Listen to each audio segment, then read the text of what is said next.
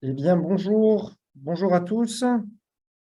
Bienvenue dans ce premier webinaire de ConnectWave de 2023. Ça y est, on s'y habitue. Alors, on va laisser le temps à tous les participants de nous rejoindre.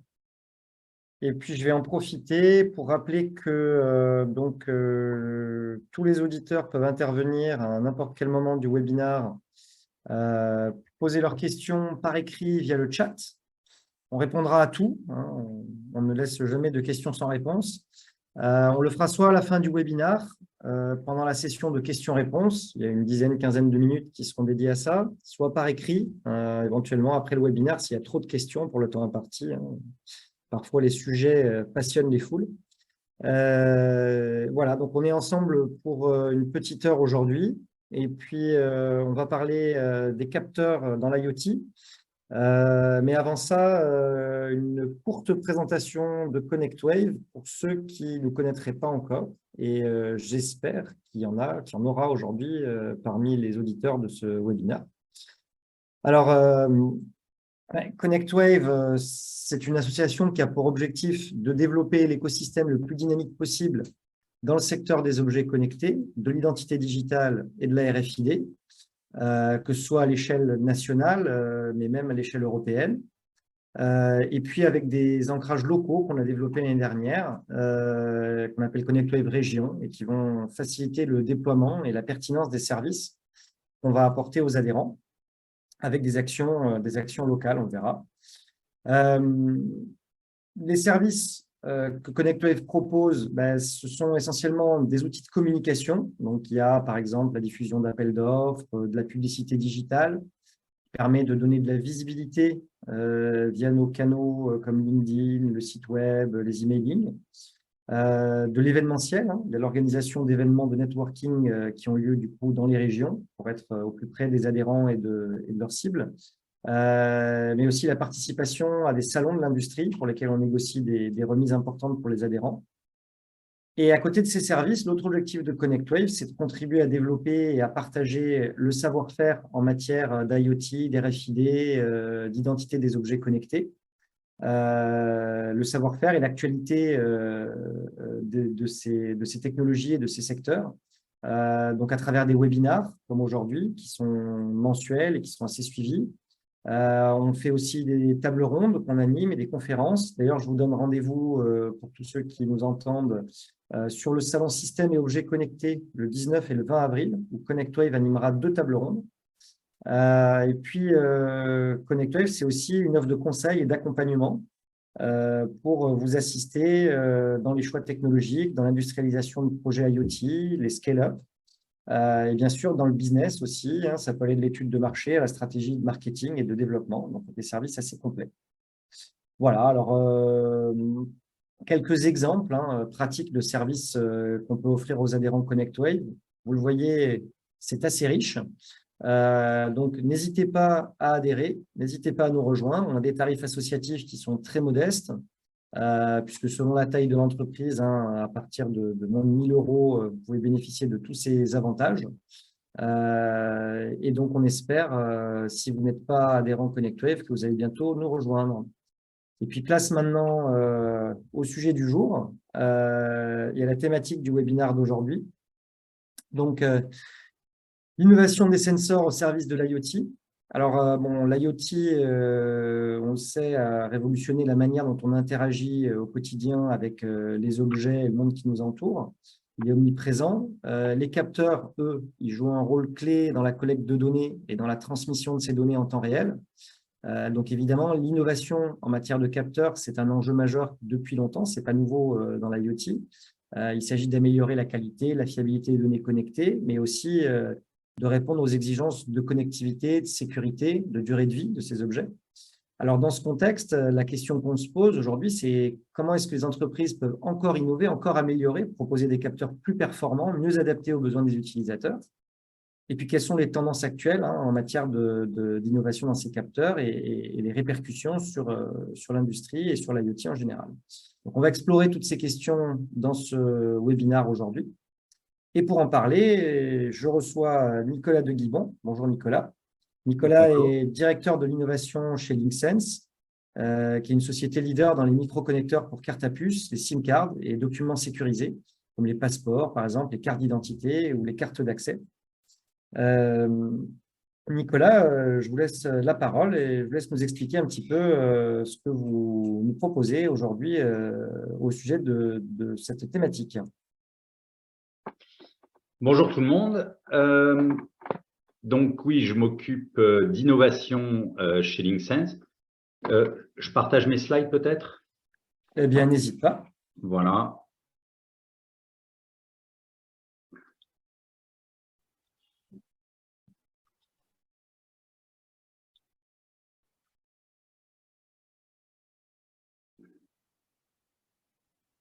Est-ce que ça marche?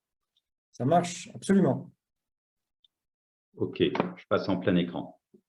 Voilà. Donc, bonjour tout le monde. Je suis responsable de l'innovation chez Linksense et plus particulièrement, je coordonne l'innovation sur nos axes de diversification. Donc, on va faire un petit focus sur les sensors aujourd'hui. Et je m'occupe aussi des collaborations technologiques avec nos différents partenaires, partenaires universitaires, les labos publics, les startups, ou bien des partenaires industriels, bien sûr.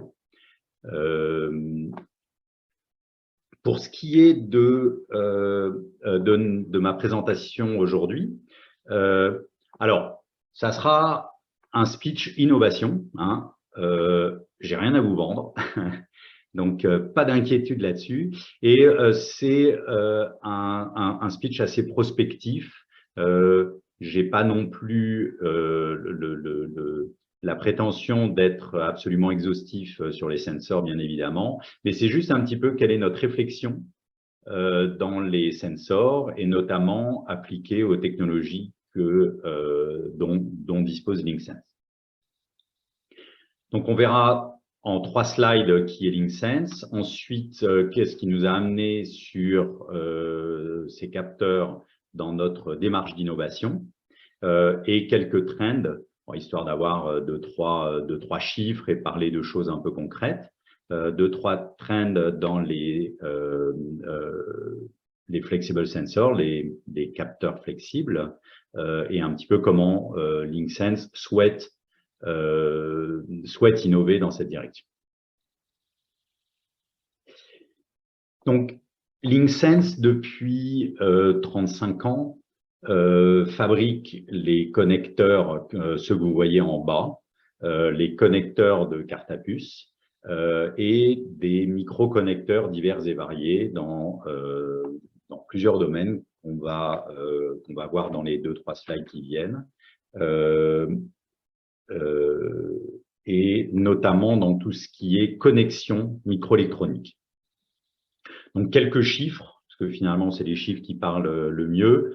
Donc, on est une société, un groupe de taille moyenne, 400 millions en 2021 et 440 en 2022. Le principe de fabrication, c'est ce que vous voyez en haut à gauche. Nous avons des grandes lignes de production en reel-to-reel. Donc, c'est pas comme le printing en roll-to-roll avec des feuilles très larges. Mais là, on est sur des bobines relativement faibles, de faible largeur. On est autour de 3000 employés dans le monde sur 5 sites de R&D et 8 sites de production. Et on est spécialisé dans les très gros volumes. Donc, comme vous voyez, on a fabriqué 110 milliards. Maintenant, je pense qu'on est plutôt à 120 milliards de microconnecteurs, donc dans les marchés qu'on sert depuis 35 ans. Notre répartition mondiale, donc notre siège est en France. On a des usines en Europe, France, Allemagne et Suède, et d'autres usines usines et centres de développement aussi d'ailleurs, dans le reste du monde, en Chine, en Inde, en Thaïlande et à Singapour, avec en fait des grosses unités de production, principalement sur Chine, Thaïlande et Singapour. Donc, on est très focalisé Europe-Asie. En termes de produits, et c'est la dernière slide sur Linksense, comme je vous disais, j'ai rien à vous vendre. Comme type de produit, donc vous voyez à gauche ces fameux connecteurs que vous avez dans votre carte bancaire, que vous avez dans votre carte SIM, que vous avez tout ce qui est, enfin aussi dans votre carte Vitale, par exemple. Contact, contactless, donc smart card, c'est notre histoire, c'est de là qu'on vient. Et donc, on fabrique avec des bandes, comme vous voyez là, des bandes très longues, hein, qui font de l'ordre de 300 mètres de long. Et on vient appliquer du cuivre dessus-dessous. On grave ce cuivre et on vient rajouter des composants, typiquement, comme on le montre, alors on ne voit pas très bien au milieu, mais on vient rajouter des composants en wire bonding ou en flip chip. Sur la partie RFID, donc on fabrique principalement des inlays, c'est-à-dire des substrats fins sur lesquels on vient mettre des antennes et des composants. Et tout ça, ça va, soit c'est les inlays qui vont servir pour votre carte de paiement sans contact, mais aussi pour votre carte de transport sans contact, votre carte d'accès, et là où on est très présent, c'est dans les e-cards sécurisés, donc tous les passeports, carte d'identité, visa, etc., où on a besoin de mettre une antenne, un chip et de sécuriser l'ensemble. Donc ça, c'est vraiment nos deux cœurs de métier sur lequel on a une position forte sur le marché. Et on va s'intéresser aujourd'hui à notre troisième pilier, qui est le module packaging. Donc, c'est-à-dire intégrer d'autres composants, intégrer d'autres fonctions dans des modules, soit dans le marché de la smart card. Donc, je vous donnerai un exemple, hein, c'est par exemple les cartes biométriques qui maintenant commencent à remplacer votre PIN code par la reconnaissance d'empreintes digitales directement sur la carte. Donc ça, c'est le capteur biométrique en haut à droite sur les photos. Voilà, c'est un fingerprint sensor que vous voyez là.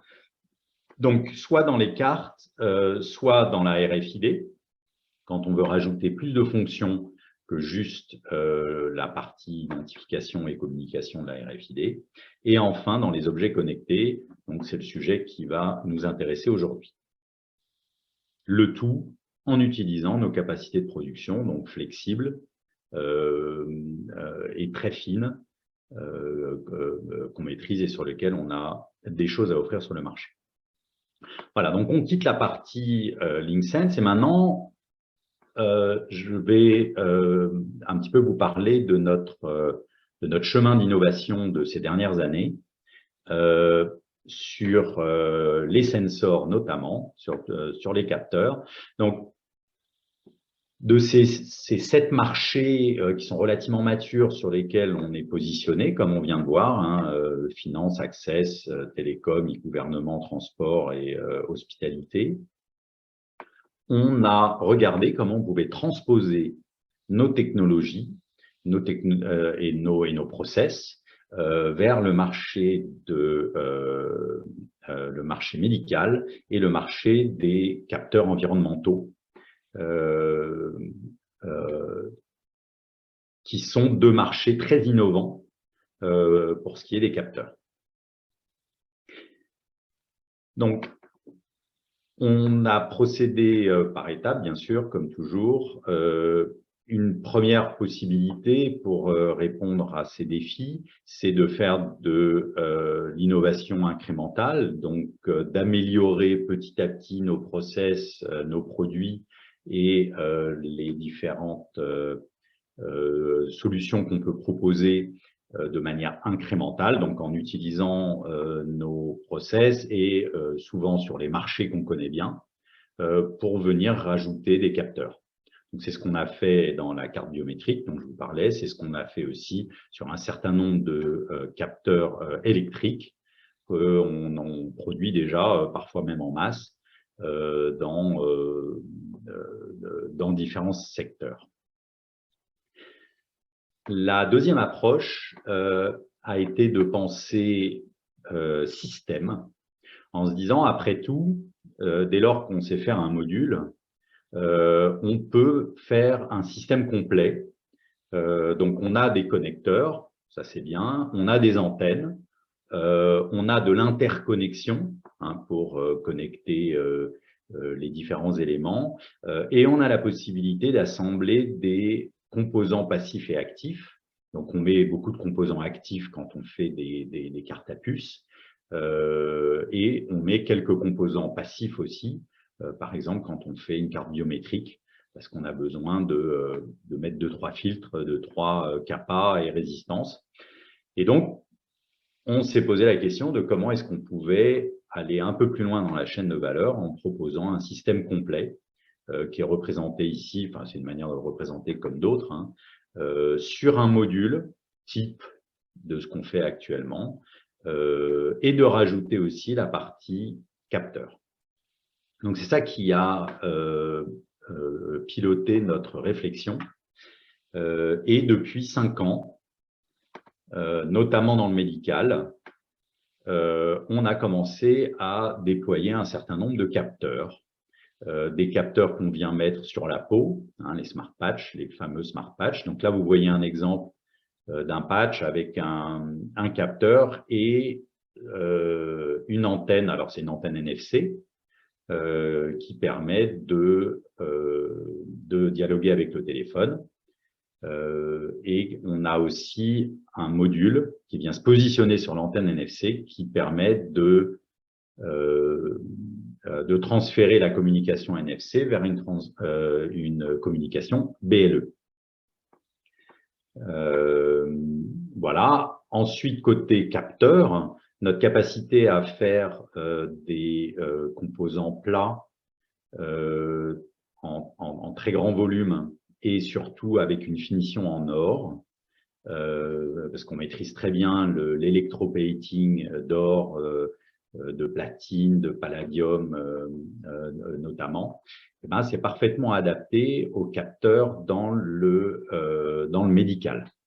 Donc, on s'est lancé aussi dans tout ce qui était biosensor pour les point of care. Donc, soit des biosensors comme vous voyez sur la photo de gauche, qui peuvent être autonomes, notamment avec une antenne NFC pour à nouveau communiquer avec le téléphone, ou bien à droite, des capteurs qui peuvent être directement branchés sur des lecteurs et où le capteur pourrait être utilisé une fois et jeté, ou bien plusieurs fois et recyclé. Donc, on fait ça non seulement dans le médical, mais aussi dans les capteurs d'eau notamment. Et enfin, et c'est un peu là-dessus qu'on va se focaliser aujourd'hui, on travaille maintenant sur des capteurs de gaz, et notamment les nez électroniques, qui requièrent un grand nombre de capteurs pour arriver à détecter des gaz, donc à avoir vraiment une capacité de reconnaissance olfactive de différents gaz. Voilà, donc ça, c'est les travaux qu'on mène en innovation. Certains sont en production, typiquement les capteurs électrochimiques dans le médical. On a produit plusieurs centaines de millions ces dernières années, et on cherche à diversifier vers d'autres marchés. Et notamment, notre réflexion d'innovation vers les capteurs et vers proposer plus de fonctions dans le médical nous a amené à acquérir en novembre dernier la société Nile, une société suédoise qui est un nouveau player. Donc ils font déjà un bon business, qui est un nouveau player dans le médical et qui a notamment des compétences en IoT et RFID, donc qui développe des solutions médicales des moniteurs divers et variés, de la RFID pour de l'identification ou de l'anti-contrefaçon, et du printing pour tout ce qui est solutions adhésives sur les patients, notamment, donc qui font toutes sortes de solutions liées aux patients. Donc voilà, donc notre investissement, donc notre acquisition de Nile permet à Nile de passer à la phase d'après, donc accélérer sa production, et nous permet d'avoir accès à d'autres technologies et d'avoir accès directement au marché médical, comme on a vu que on avait des solutions intéressantes, notamment dans les capteurs pour le marché médical.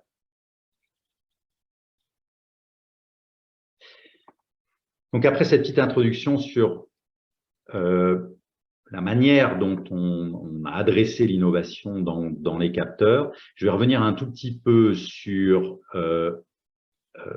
les grands trends, sur ce qui se passe dans le marché du capteur. Alors, je suis sûr qu'il y en a plein parmi vous qui sont beaucoup plus experts que moi.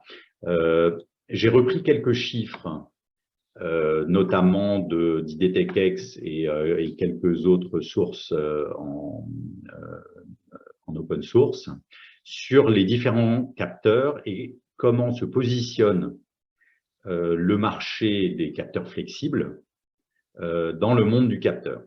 Le monde du capteur est gigantesque, hein, bon, j'ai mis 110 milliards de dollars, mais suivant les rapports, ça varie entre 80 et 200 suivant ce qu'on appelle capteur, et qui se divise en une grosse moitié, c'est les capteurs discrets, les capteurs industriels, qu'on utilise partout, qu'on utilise déjà beaucoup dans l'IoT.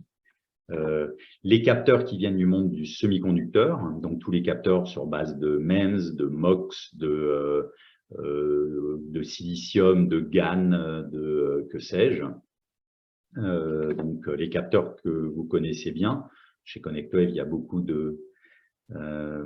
beaucoup d'adhérents qui travaillent ou même qui développent ce genre de capteurs. Et le marché du capteur flexible qui représenterait que quelques pourcents de ce marché gigantesque du capteur. En valeur ou en volume, Nicolas? Là, c'est en valeur. Hein. Là, on est en valeur, oui, tout à fait. Dans les capteurs flexibles, l'essentiel est du biosensor. Et en fait, l'essentiel là-dedans, c'est le glucosensor pour les diabétiques. Donc, il s'en vend des milliards tous les ans. Voilà, donc 75% des 95%, donc on est proche du milliard de dollars, de 3 milliards de dollars, juste pour le marché du glucosemètre, alors que ça soit des patchs ou que ça soit des strips avec des capteurs flexibles. Et donc, il nous reste un petit 200 millions de dollars sur tous les autres capteurs flexibles. Donc ça c'est un chiffre qui est proposé par IDTechEx, sur lequel voilà, on se repose. Toutes les applications de sensors flexibles. Donc c'est un petit marché en soi, non pas que c'est un marché qui n'a pas d'avenir, mais c'est que c'est un marché émergent. On est vraiment là dans le démarrage, et notamment dans le démarrage de nouvelles technologies qui concernent notamment les biosensors, qui ont des forts taux de croissance attendus. Alors, un petit peu moins dans le glucose, parce que le marché est déjà saturé, mais certainement dans beaucoup de biosensors médicaux, on commence à pouvoir détecter des maladies de rein, d'autres maladies de cœur et autres, via des biomarqueurs dans le sang. Donc, ce qui est fait sur le glucose pour les diabétiques, c'est relativement simple de détecter du glucose. Et ben, on commence à avoir des solutions de plus en plus matures pour détecter d'autres maladies dans le sang. Et ça passera probablement par des biocapteurs type lateral flow, celui que vous connaissez bien, hein, que vous avez malheureusement trop souvent utilisé pour le Covid. Voilà, donc le principe est de mettre une goutte de sang, de salive ou d'urine, par exemple, pour détecter un biomarqueur. Donc, c'est ça le marché du biosensor. Forte croissance attendue dans les prochaines années et très forte croissance prévue aussi dans les capteurs flexibles. Alors, c'est quoi ces capteurs flexibles qui vont doubler en 2-3 ans? C'est un marché très vaste. Donc, on a vu les biosensors, des photodétecteurs, des capteurs de gaz électrochimiques, hein, sur lesquels je sais certains d'entre vous travaillent, notamment il y a beaucoup de travaux universitaires et travaux de laboratoires publics. Donc, j'ai vu qu'il y avait certains d'entre vous qui se connectaient à ce webinaire. Les capteurs piézoélectriques, capteurs de force, tout ce qui est CMOS flexible, bien sûr, température, humidité. Alors, il y a déjà beaucoup de choses qui se font dans la température, humidité, mais les marchés ne sont pas encore vraiment là. On voit des tags, hein, qui commencent à apparaître avec détecteurs de température, humidité, mais ça reste des tout petits volumes et des tout petits marchés. Le touch. Alors, le touch, c'était un peu compliqué de savoir qu'est-ce qu'est Flexible Sensor sur le touch. Est-ce qu'un ITO mis sous un écran branché à un microcontrôleur est un capteur flexible? En fait, on n'en a pas tenu compte dans cette étude. Ça reste des interfaces homme-machine branchées sur un microcontrôleur, hein. Sinon, de toute façon, on en a tous dans notre poche, hein, donc c'est pas vraiment du capteur flexible. Mais ça sera plutôt sur le remplacement de l'ITO, donc de ces composés conducteurs transparents qui sont dans vos écrans pour les touch sensors. Et donc, après, il y a toutes sortes de sensors pour le médical notamment et pour le well-being avec les skin patches ou tout ce qui est électrode médicale pour détecter d'autres choses que juste le rythme cardiaque ou le glucose dans le sang. Voilà, j'en passe et des meilleurs. Et je vous invite à regarder cette bonne étude IDTechEx qui énumère un très grand nombre de capteurs fins et flexibles. Et donc, Nicolas, en fait, on peut mesurer finalement à peu près n'importe quelle molécule dans n'importe quel milieu. Théoriquement, oui. Théoriquement, on peut mesurer n'importe quelle molécule dans n'importe quel milieu. Il faut trouver le principe de mesure et être sûr que ce principe permettra d'extraire une molécule dans son milieu et ne sera pas pollué par d'autres éléments du milieu. Donc, j'aborderai ce point-là en parlant des capteurs de gaz et notamment le machine learning dans les capteurs de gaz qui permettent d'extraire la signature d'une molécule par rapport à d'autres molécules dans leur milieu. Voilà. Mais le Graal, effectivement, c'est de détecter n'importe quelle molécule dans n'importe quel milieu. En termes de marché sur ces sensors flexibles, donc comme on le disait à la précédente slide, en masse production sur les biosensors piezo, capacitifs et le textile, notamment pour le rythme cardiaque, hein, pour les sportifs ou pour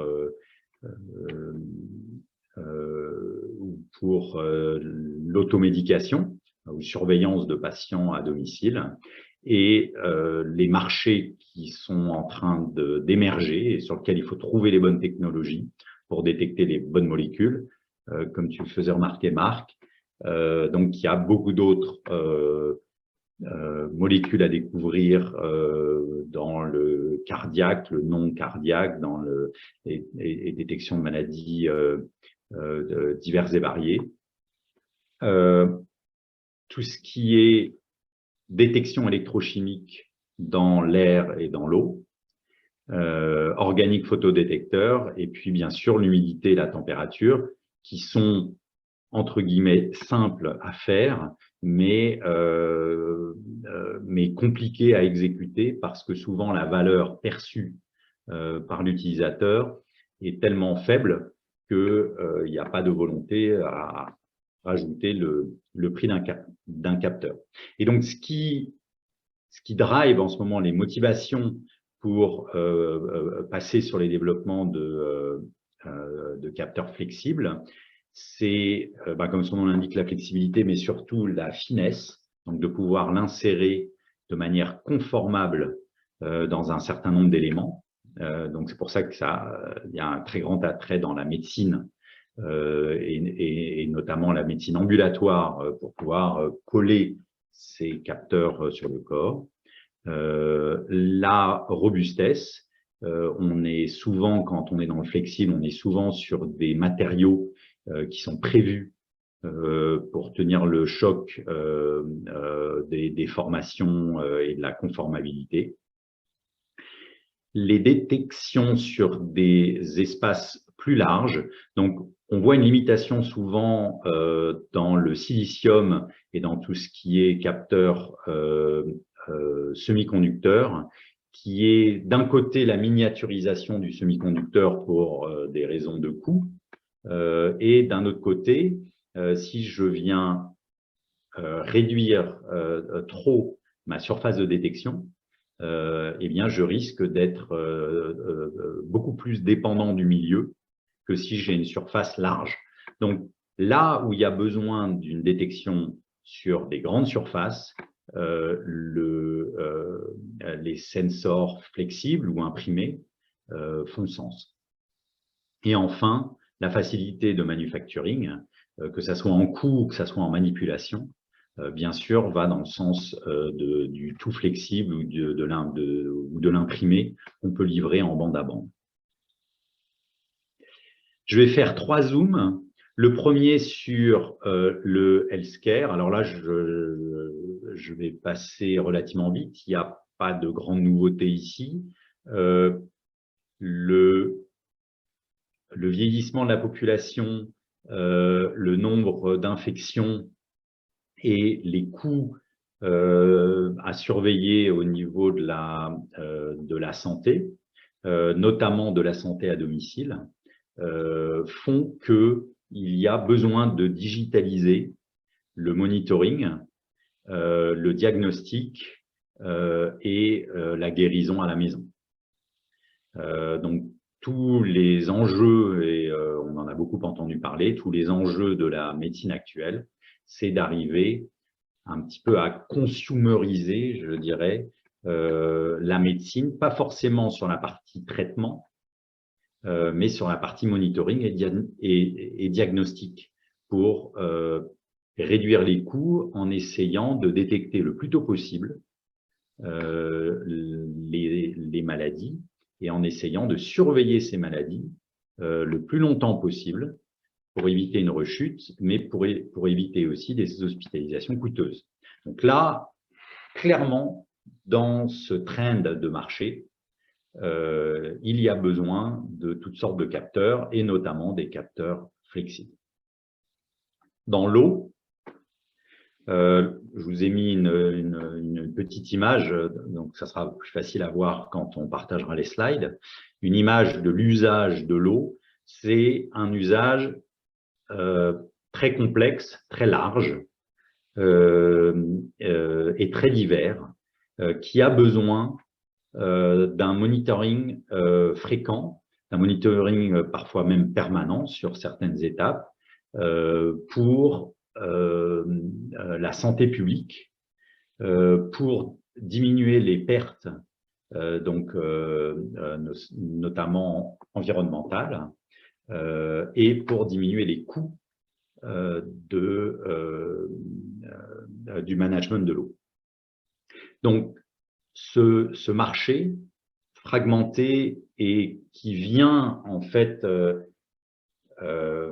toucher chacun, donc en fait qui se déplace jusque chez le particulier, jusqu'aux usines, jusqu'à l'agriculture, jusqu'au bétail quand on est dans l'agriculture, demande beaucoup de smart monitoring et en plus du monitoring permanent. Donc là, on commence à distinguer le monde du monitoring permanent, des choses plus complexes, plus précises, plus chères, connectées en permanence, et le smart monitoring qui pourrait être plus consumérisé, donc utiliser des capteurs vraiment grand public pour répondre à toutes sortes de contraintes industrielles ou de contraintes de distribution de l'eau avec un élément de preuve pour avoir des résultats rapides de manière distribuée et pas un monitoring uniquement piloté à un endroit donné.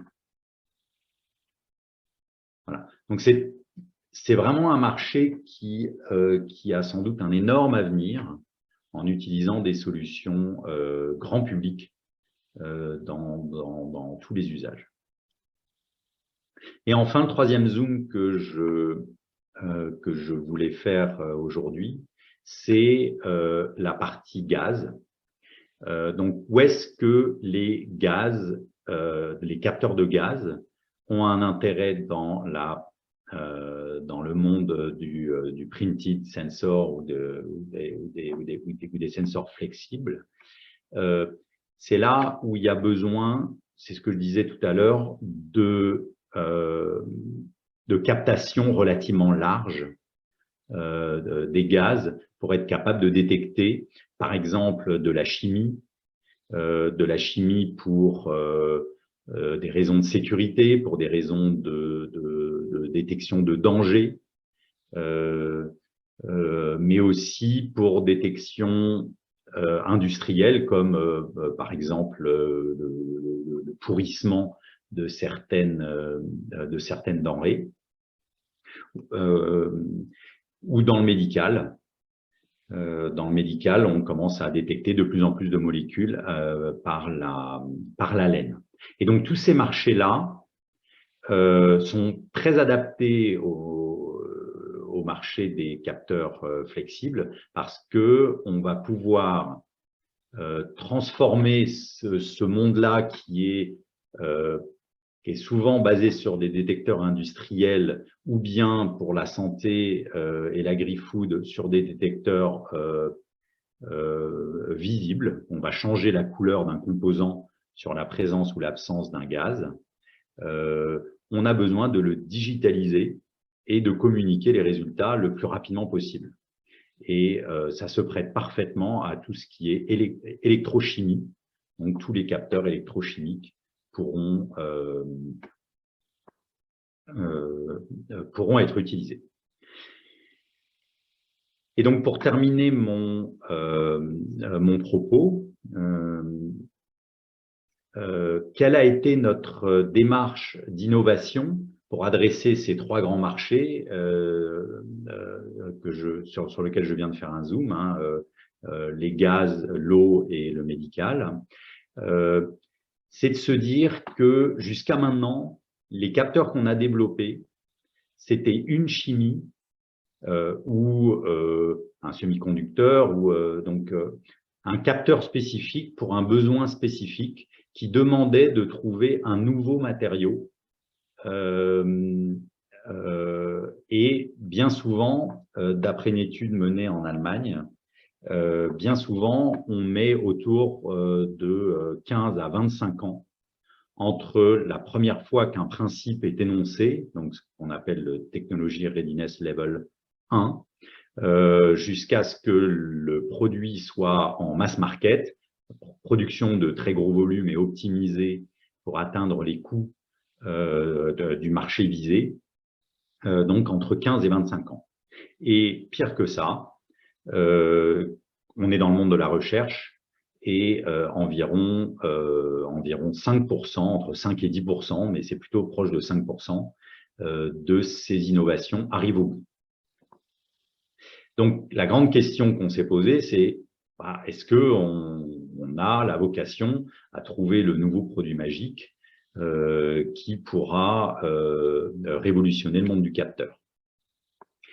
Et donc, on est parti dans une direction différente en se disant pourquoi ne pas partir sur le principe des INOS, des nez électroniques, basés sur une plateforme de multicapteurs pour réduire les risques et le temps de développement en partant sur un grand nombre de composants, un grand nombre de capteurs différents qui, eux, sont déjà connus, et essayer de voir si on peut utiliser le machine learning pour faire une image mentale du gaz, notamment du gaz ou de la molécule, à partir d'apprentissage.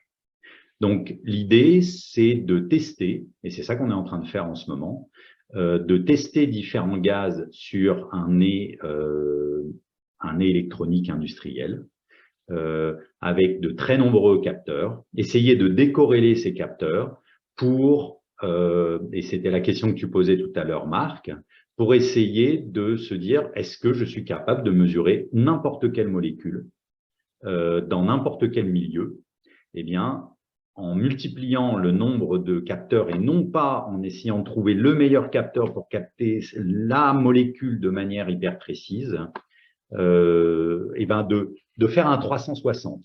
Voilà. Donc, de caractériser ce gaz dans son milieu, d'en faire une image, une pattern, et d'essayer de reconnaître ça. Et alors, quels sont les intérêts de cette approche? La première chose, c'est qu'on part d'une plateforme qui est déjà disponible. Donc, on est dans des technologies readiness level qui ont été prouvées et qui sont disponibles, testées en laboratoire dans le milieu final.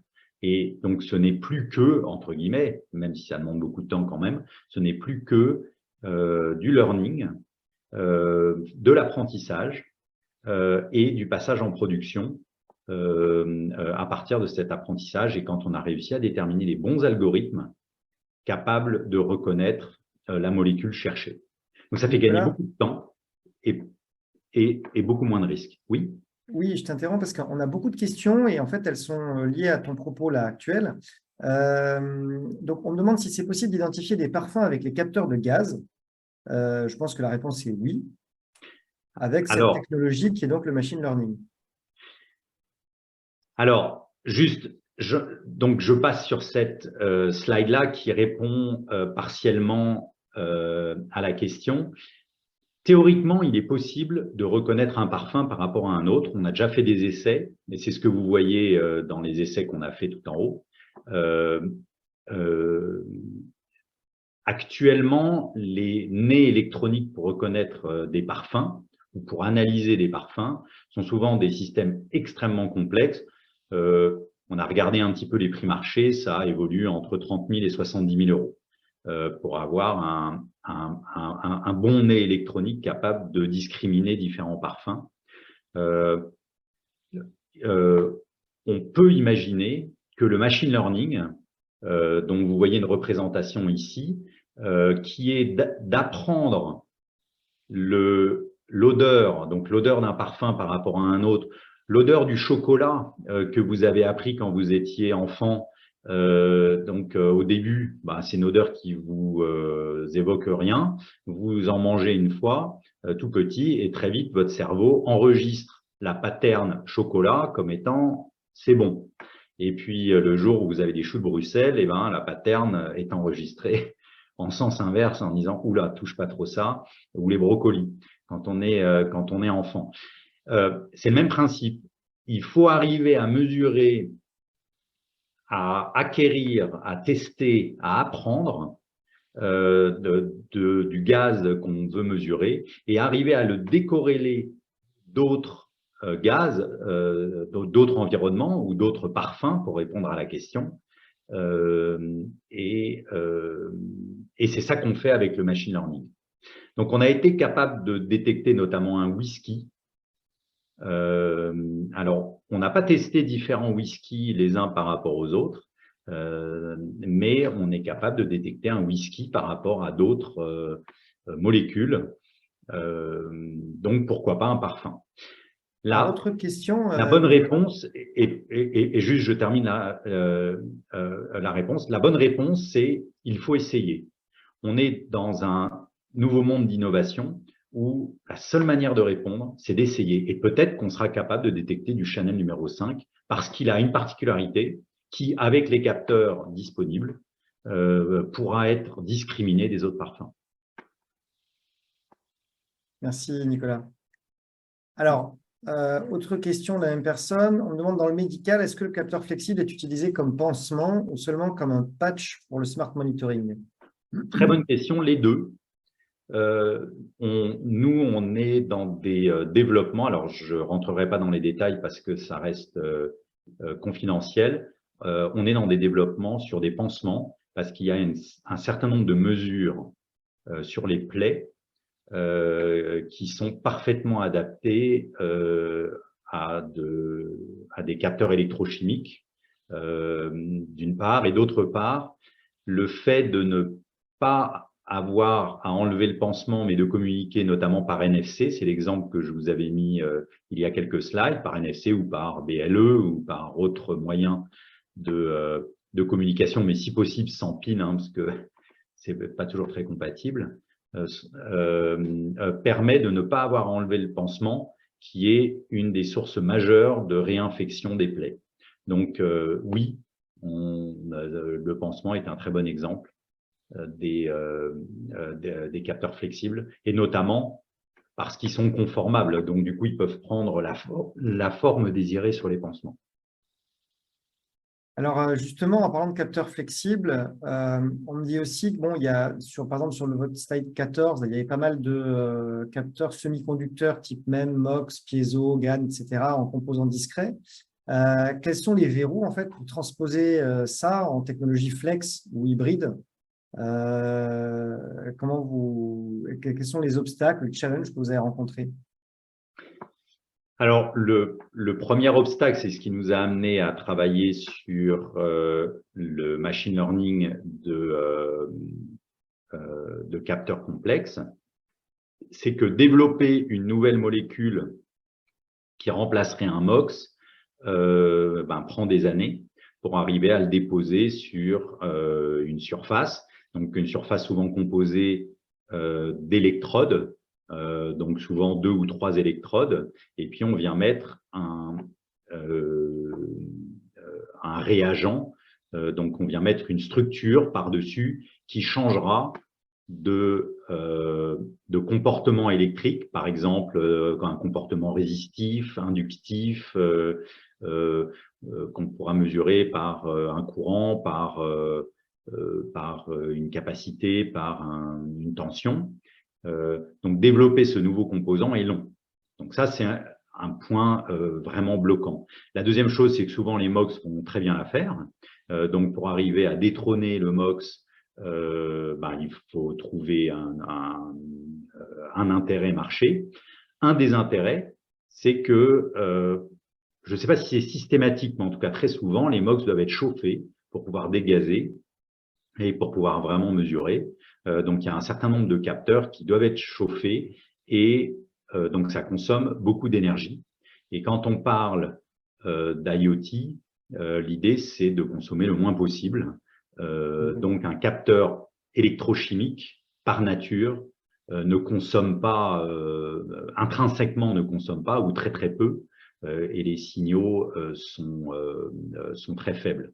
Donc, il y a un attrait, le blocage, c'est le temps, et du coup, notre approche, c'est de partir sur des matrices de capteurs existants et essayer de voir si on peut en tirer des enseignements et des apprentissages avec le machine learning plutôt que développer quelque chose de nouveau systématiquement. Ce qui n'empêche pas le développement de quelque chose de nouveau, parce qu'à la fin, quand on part sur des énormes volumes, on peut avoir besoin d'un capteur très spécifique. Voilà. Autre intérêt aussi, c'est la finesse et la flexibilité qui n'est pas possible ou pas toujours possible sur des capteurs semi-conducteurs standards qui peuvent être relativement épais pour pouvoir capter de manière fine. Une dernière remarque, et ça c'est un point il faut être très clair dessus, c'est que ce que je vous montre là, c'est de la détection. Donc c'est à partir d'un certain threshold, à partir d'un certain niveau, je suis capable de détecter telle molécule dans tel milieu. Mais en première approche, les inos ne sont pas capables de donner une valeur. Donc, je ne suis pas capable de dire combien il y a de ppm d'ammoniac dans le gaz que je suis en train de tester. Je peux être capable de dire est-ce qu'il y en a un peu, moyennement, beaucoup, ou c'est saturé, mais il faut bien garder en tête que c'est comme votre nez. Quand vous sentez du chocolat, vous pouvez savoir si le chocolat il est loin de vous ou proche de vous. S'il y en a beaucoup, voilà, si vous avez le nez dans le plat à gâteau ou si il y a un carré de chocolat qui traîne sur la table. Donc, vous êtes capable de faire cette distinction, mais vous ne pourrez pas dire le nombre de ppm ou de ppb de molécules de chocolat qui flottent dans l'air. Donc, c'est le même principe là. Hein. On n'est pas sur de la mesure, on est sur de la détection. La détection qui peut être à plusieurs niveaux. On peut imaginer avoir plusieurs thresholds, mais on ne pourra jamais faire une mesure précise. Merci Nicolas. Alors il reste quelques minutes pour conclure. Simplement déjà remercier tous nos auditeurs et les participants à ce webinaire qui était passionnant. Remercier Nicolas pour tout ce qu'il a pu partager en termes de connaissances et de savoir dans ce domaine. Moi-même, j'ai encore plein de questions que j'aurais aimé poser, que je lui poserai après. Je les ai notées pour ne pas les oublier. Il y a d'autres questions que j'enverrai à Nicolas auxquelles on n'a pas pu répondre tout de suite, mais je pense qu'il y répondra par écrit. Il me reste à vous inviter à vous connecter à nouveau au prochain webinaire de ConnectWave qui sera sur la thématique de la collecte des données au service de la profitabilité des points de vente. Donc, rien à voir avec les capteurs, hein, un thème complètement différent, mais assez intéressant également, puisque aujourd'hui, lorsqu'on est dans des surfaces de retail, on a de plus en plus de données qui sont collectées. Et ça impacte fortement la rentabilité et l'organisation de ces points de vente. Voilà. Ce webinaire sera animé notamment par Corso Magenta qui participera. Et ce sera Mélanie qui sera, à mon avis, animatrice de ce webinaire. Voilà, je vous dis à tous à très bientôt. Je remercie Nicolas pour sa présence et on vous dit à très vite. N'hésitez pas à m'envoyer vos questions.